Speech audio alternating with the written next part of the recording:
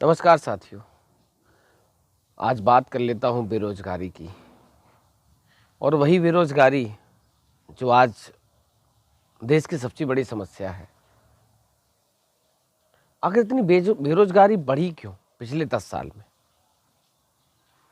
किसी विभाग की बात कर लूँ, शिक्षा विभाग की बात करूँ, स्वास्थ्य विभाग की बात करूँ, रेलवे की बात करूँ, किसी भी विभाग को आप उठा के देख लीजिए, पुलिस विभाग की बात करूँ, आर्मी की बात करूँ। एक समय वो था जब आर्मी की भर्तियां जब होती थी तो जिलों बाय रैली भर्ती हुआ करती थी। लाखों युवा अपनी किस्मत आजमाया करते थे और हजारों जाया करते थे। आज शिक्षा विभाग की बात करूँ तो शिक्षा विभाग में 10 लाख से ज़्यादा पद खाली हैं। स्वास्थ्य विभाग की बात करूँ उसमें भी यही आलम है। रेलवे की बात करूँ तो सालों गुजर गए, भर्ती नहीं हुई आज तक। आपने देखा होगा कि अभी पैट का एग्ज़ाम हुआ था, अभी दिखाऊंगा अपनी स्क्रीन पे आपको। अभी पैट का एग्ज़ाम हुआ था, 37 लाख बच्चों ने फॉर्म भरा, परीक्षा दी, और पता नहीं कहाँ कहाँ सेंटर, कहाँ कहाँ परीक्षा देने गए। 600 किलोमीटर दूर युवा अपनी जान को जोखिम में डालकर परीक्षा देने गए। ट्रेनों की छत पे बैठ गए, ऑटो में, एक ऑटो में 5 सवारियां होती, 15-15 बच्चे, लड़की लड़कियां बैठ के परीक्षा देने गए। और आज तक वो परीक्षा बहुत चर्चा का विषय बनी, क्योंकि देखा था कानपुर सेंट्रल, इलाहाबाद, लखनऊ, गोरखपुर, बनारस, आजमगढ़, मऊ, बलिया, पूर्वांचल के लड़के दिल्ली, गाजियाबाद परीक्षा देने जा रहे हैं। दिल्ली वाले आजमगढ़, बनारस परीक्षा देने जा रहे हैं। रिजल्ट का आज तक कोई अता पता नहीं। क्यों मजाक करती है सरकार? क्यों मजाक करती है सरकार? और वो भी इतना भद्दा मजाक। 2014 में जब लोकसभा का चुनाव था तो लोकसभा के चुनाव में सरकार ने कहा था कि हमारे साल 2 करोड़ नौकरियां देंगे।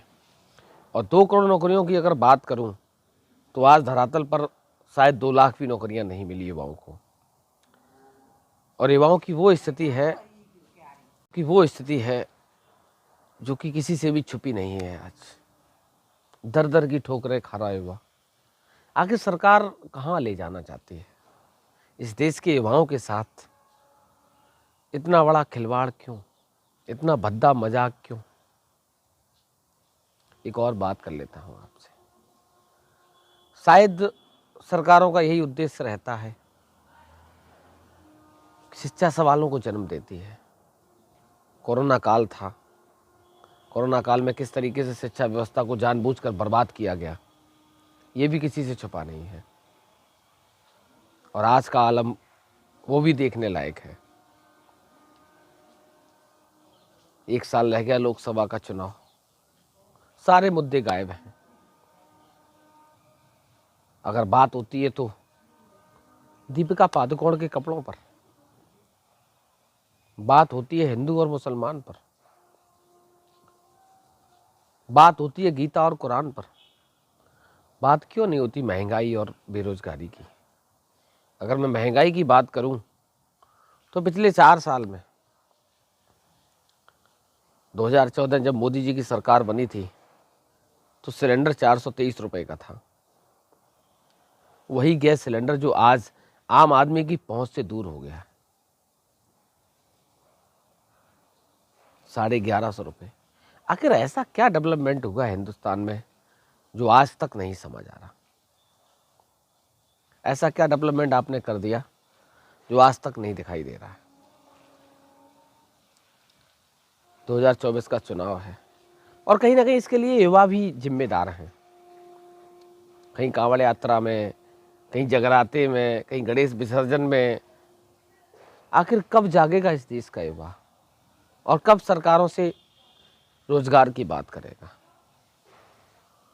आपने देखा था किसान आंदोलन हुआ, किसानों के ऊपर जबरदस्ती एक अध्यादेश,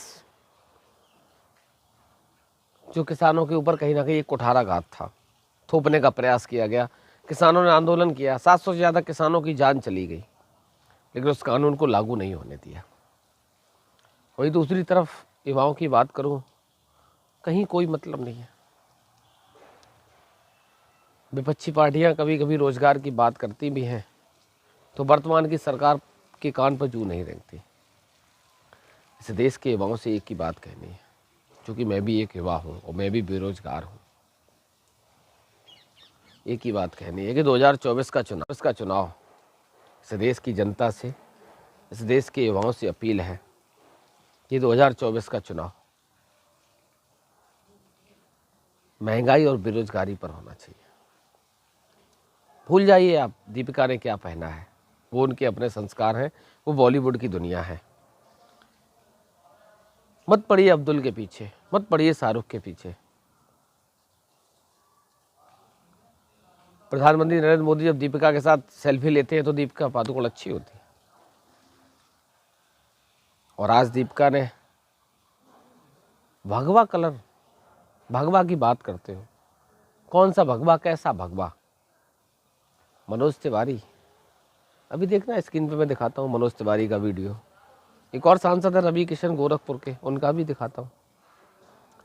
तब किसी की भावनाओं को ठेस नहीं पहुंची, तब किसी की आत्मा आहत नहीं हुई, तब कोई विरोध नहीं किया। आखिर दिक्कत तो सिर्फ इससे है ना कि हिंदू मुस्लिम नहीं हो पा रहा, चुनाव सर पे है, हिंदू मुस्लिम नहीं हो पा रहा। जनता समझ चुकी है। जनता से एक ही निवेदन कि 2024 का चुनाव इस बार महंगाई और बेरोजगारी पे, खासकर युवाओं से इस देश के। नमस्कार।